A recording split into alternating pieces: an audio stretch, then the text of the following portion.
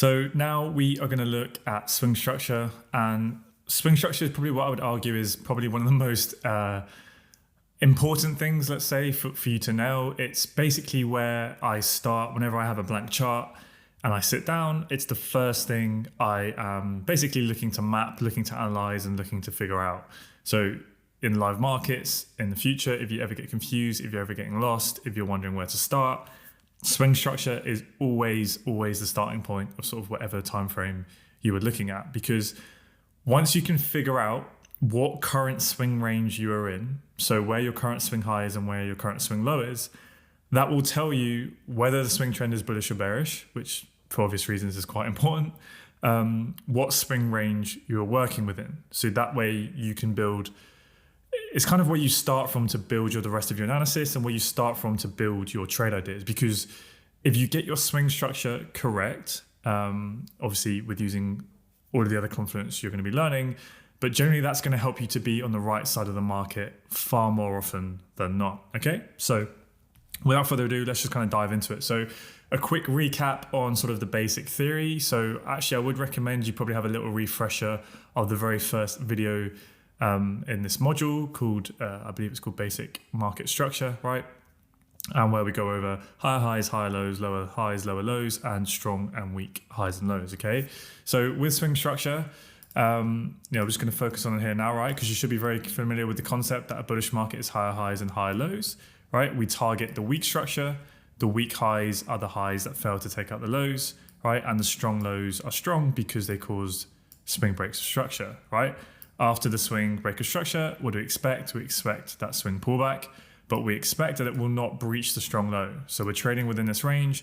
We expect price to pull down in towards the strong swing low, right? But because it's strong, the expectation is that it will hold. The expectation is that it's protected.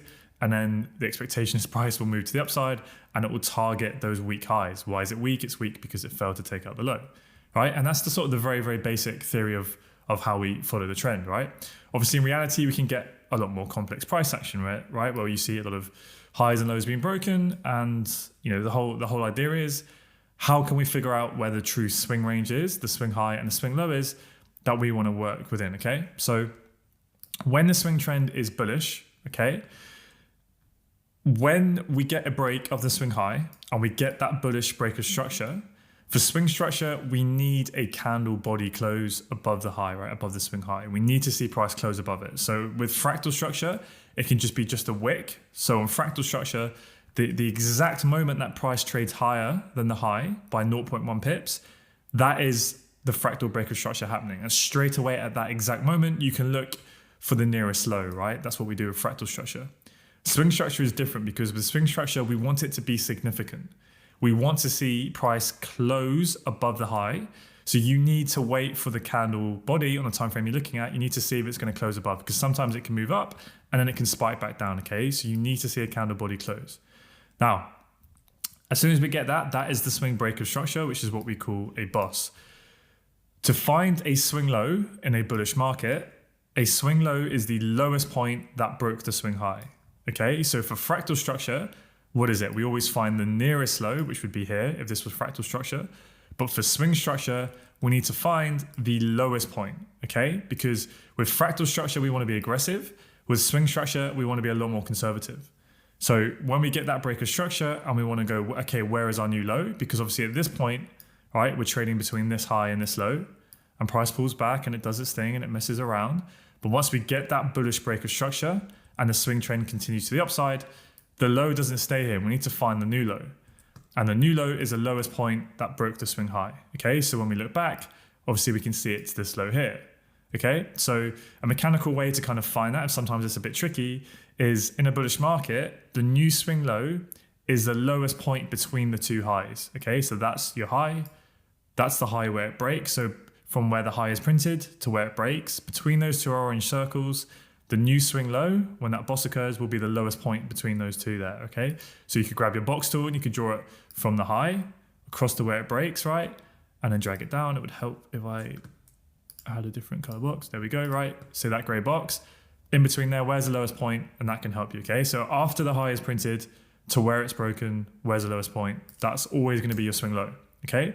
So in a bullish market, finding the swing low is 100% mechanical. There's no if, buts, or maybes, right? Once you've got your swing high and then where price breaks it and you get the candle body close, it's always the lowest point. Okay, so that is 100% mechanical. There's no discretion involved, okay?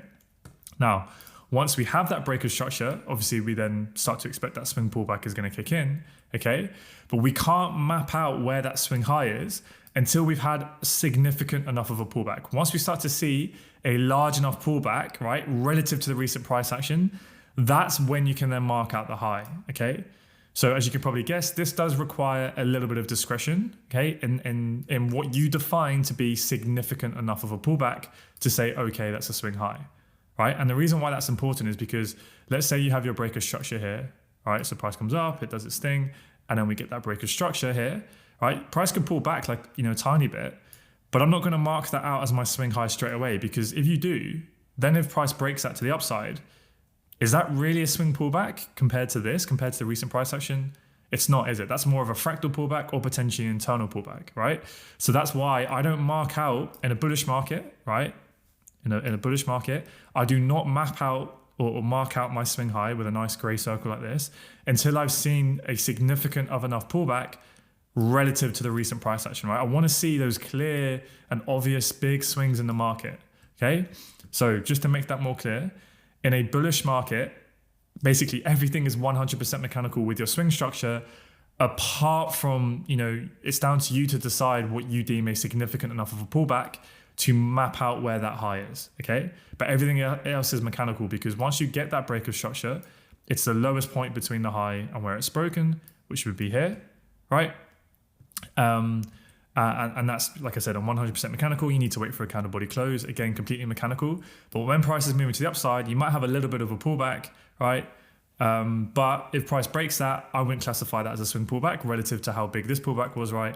So I want to wait for that. And as soon as price kind of pulls back like this and you're seeing that deep pullback, okay, now I'll mark out my swing high with a nice pretty circle. I'll draw my swing high line across. And now I know that if price does break and close above here, that is a true swing breaker structure. And then obviously you can mark out your lowest point, and then, yeah, you'll know your new swing range, okay? But we'll go all over this on the price charts in a bit, and it will make a lot more sense. And then obviously the exact opposite for when the trend is bearish. So when we get that breaker structure, we expect this swing pullback, right? So at that exact moment that you get that breaker structure, we know where the high is. It's the highest point that broke the low, right? There's no if, buts, or maybes. It's always the highest point between those two lows, right? Where the low was printed, price falls back to where it's broken, you find the highest point, that's your new swing high, okay? When price starts to pull back, we only mark out with our pretty circle, right, where that new swing low is, only once we deem there to have been, a significant size pullback relative to the recent price action. So when we get that deep pullback, that's when I'll then circle this low and I go, okay, here's my low, I already know where the high is. And as price pulls back, we know that this is a strong high, right? Why is this a strong high? It's strong because it broke the low, it did its job. So we expect the swing pullback to pull back, but we expect it to not break the strong high, right? That's the expectation, okay? Let's clear this up a little bit. And then price does its thing, right? Chops around, and then eventually we get that continuation of the bearish swing trend where we get a break of that swing low, right? And we get the break here. We need to wait for a candle body close, remember? Now, at that moment that we get the break and the true swing boss below this low, we need to find out where is the new swing range. Where's our new swing high? Well, remember, a swing high is the highest point that broke the low, that broke the swing low, okay? So that should say highest, okay, with a 1T, obviously. And that's how we find it. So it's the same as this, as the bullish market, but just the exact opposite, okay? So when we get that breaker structure, you want to look back on where's the highest point. Again, you can use the box trick to draw your box from the swing low to the point of where it's broken and then drag it to the upside. And you want to find the highest point in that box. And that's your new swing high, okay? So you can draw that on, as soon as you get that breaker structure, straight away you can draw on your new swing high. You know exactly where it is in a bearish market. But we don't know where the swing low is. We can't map that on with our pretty gray circle, right? Until we have what we deem to be significant enough of a pullback, okay? And then once we do, we can map it on. We know that's our new range. Obviously, we expect price to pull back up, but not to break the strong high. Why is it a strong high? It's strong because it took out the low, so it's strong structure. So it's protected. We expect price to pull up, but not break it. and then we get another boss, and then exactly same thing, right? Then we draw on a new swing structure. We know that's the highest point that broke this low after it was printed. Here's our new swing range, right? But we won't map out the swing low with our pretty circle, right? Until we've had what we deem to be significant enough of a swing pullback, because we don't want to be marking swing lows if it's just little, right? That's not going to be a swing boss, right? So we want to wait for the sizable pullback first. Okay, now I'll mark that on, because if price comes down and breaks it, that's a lot more significant for it to be a swing breaker structure.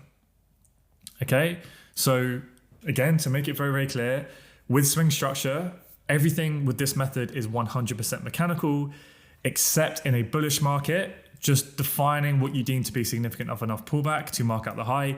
That will require some discretion. At least at the time of recording, I use discretion personally.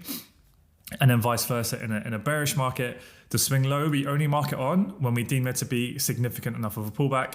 Then we can draw on, okay, that's our swing low, right? Now, there are mechanical methods you can use. You can introduce, say, a pip rule, where you will wait for price to pull back, let's say 50 pips on a certain time frame for a certain pair, and you go, okay, when that's happened, we've done that. But I'll talk about this, potentially in another video, right? And you can use volatility-based things as well.